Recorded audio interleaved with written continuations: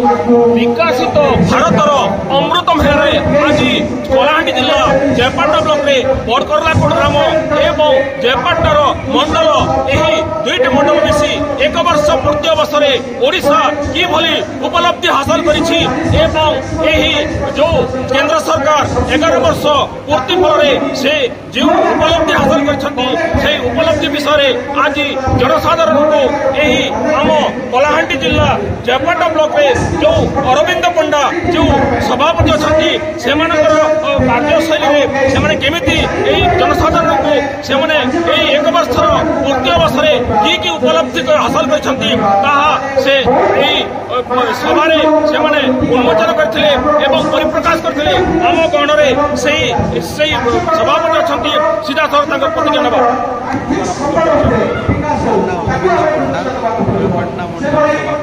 Bharatiya Janata party आज जन सभा करते से बाबद काण कहूँ आज केंद्र सरकार को राज्य सरकार को उपलक्षे गोटे साधारण सभार आयोजन केंद्र सरकार राज्य सरकार जन अभिमुखी योजना गुड़ाक जी योजना अच्छी सब आम कार्यकर्ता माध्यम समस्त जनसाधारण पाखक केमती पहुँच समस्त जनसाधारण केमती सरकार योजनार लाभ उठाइबे से विषय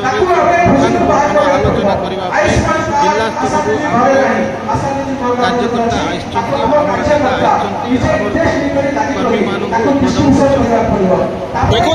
आम गहन में जो सभापति थे मंडल सभापति अरविंद पंडा से कहवा अनुजाई आज एक वर्ष पूर्ति अवसर में से जनसाधारण को से माने आज व्याख्या करम गहन में वरिष्ठ कवि तथा यही बीजेपी वरिष्ठ नेता से आम गहन अच्छा तीर्थराज दलपति सीधा सर प्रतिज्ञा नवा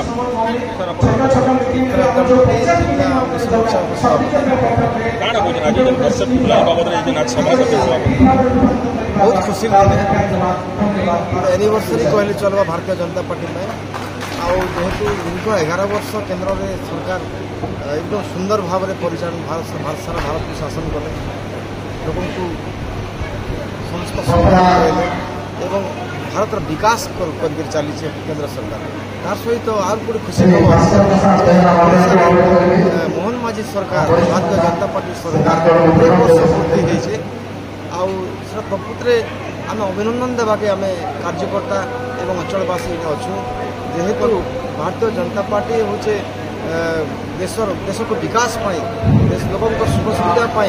लोकों साधारण समस्या दूर करने संकल्प नहीं तो जेहेतु विकास तेणु से विकास गाथा गाँव आम समस्ते जमा आज भारतीय जनता पार्टी गोटे उपलब्धि अच्छे लोकलोचन देखो आम गहन में से बीजेपी नेता से कृषक युव मोर्चार सभापति तीर्थराज दलपति थे से कहवा अनुजाई विकसित भारत विकसित ओडिशा जेमिति से एकजुट हो एक वर्ष पूर्ति अवसर में एक वर्ष कार्यकाल विषय यही ओडिशा सरकार केमिति भाव में उपलब्धि हासिल करछंती व्याख्या करुले कलाहांडी जिला जयपाटा ब्लॉक रुद्र प्रसाद रिपोर्ट ग्रामीण एक्सप्रेस लाइव आमो चैनल को लाइक एवं शेयर करंतु ग्रामीण एक्सप्रेस लाइव गाँव रे हेउ बा सहर रे सर्वदा आपणक साथी रे